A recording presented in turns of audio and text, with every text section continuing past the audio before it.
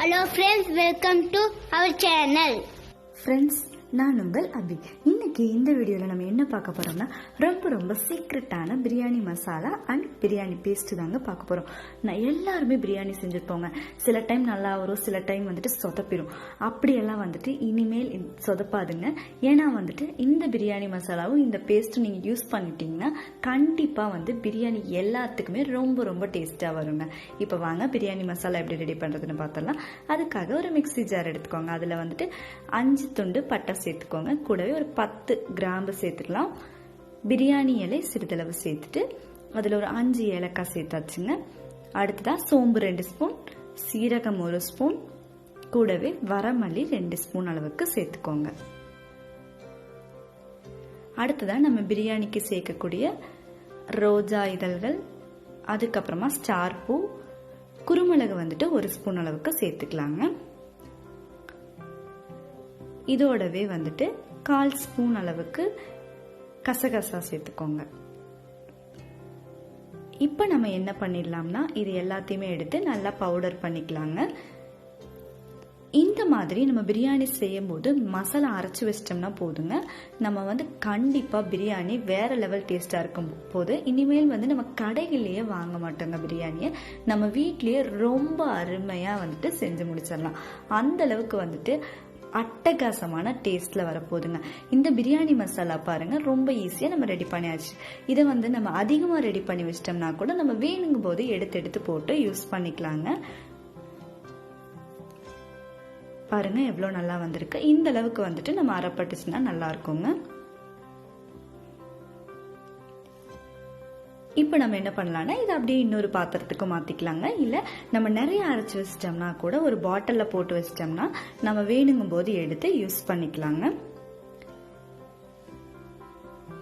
அடுத்ததா வாங்க இப்ப வந்துட்டு இந்த பிரியாணி மசாலாவை நம்ம ஒரு கப்ல எடுத்து போட்டு வச்சிடலாம். இப்ப வாங்க நம்ம பேஸ்ட் எப்படி ரெடி பண்ணிருதுன்னு பாத்திரலாம். பிரியாணி பேஸ்ட் செய்யறதுக்காக ஒரு மிக்ஸி ஜார் எடுத்துக்கோங்க. அதுல வந்துட்டு இஞ்சி துண்டு ஒரு 7-8 சேர்த்துக்கோங்க. கூடவே வந்துட்டு பூண்டு வந்துட்டு ஒரு 6-7 பல் சேர்த்தாச்சு. காரத்துக்கு தேவையான அளவு நம்ம பச்சை மிளகாய் சேர்த்துக்கலாங்க. இன்னைக்கு நான் 4 பச்சை மிளகாய் சேர்த்திருக்கிறேன்.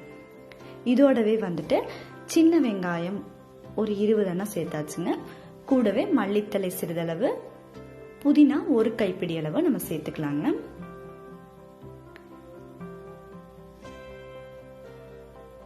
அடுத்ததா வந்துட்டு ஒரு தக்காளி பழத்தை கட் பண்ணிட்டு நான் உள்ள சேர்த்திருக்கிறேங்க. இதோடவே ஒரு 2 ஸ்பூன் அளவுக்கு தயிர் சேர்த்துக்கலாம். அவ்வளவுதாங்க. இப்ப நம்ம என்ன பண்ணலாம்னா இதை அப்படியே வந்து நம்ம அரைச்சு எடுத்துடலாம். இப்ப பாருங்க நல்லாவே அரைப்பட்டுருச்சு. இந்த மாதிரி நம்ம பிரியாணி மசாலா பிளஸ் பிரியாணி பேஸ்ட் செஞ்சு பிரியாணி செஞ்சுட்டோம்னா கண்டிப்பா ஒவ்வொருத்தருமே வந்துட்டு ரொம்ப விரும்பி சாப்பிடுவாங்க. அவ்வளோ சூப்பரான டேஸ்ட் இருக்கும். நாம வந்து நார்மலா பிரியாணி செய்யறதுக்கும் இந்த மாதிரி வந்துட்டு பிரியாணி மசாலா பிளஸ் பிரியாணி பேஸ்ட் செஞ்சு பிரியாணி செய்யறதும் கண்டிப்பா வந்து டிஃப்ரெண்ட் இருக்கும். ஸோ உங்க வீட்லயும் நீங்க ட்ரை பண்ணி பாருங்க. நம்ம சேனல்ல வந்துட்டு பலவித வெரைட்டியில வந்துட்டு பிரியாணி செஞ்சிருக்கோம்.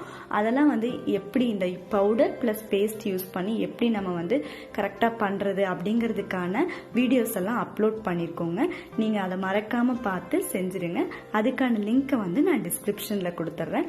கண்டிப்பா வந்துட்டு நீங்க இதுல இந்த மாதிரி பிரியாணி செய்யும் போது வீட்டில் இருக்கிற ஒவ்வொருத்தருமே உங்களுக்கு பாராட்டுவாங்க. பாராட்டு மழை கண்டிப்பா குவியுங்க.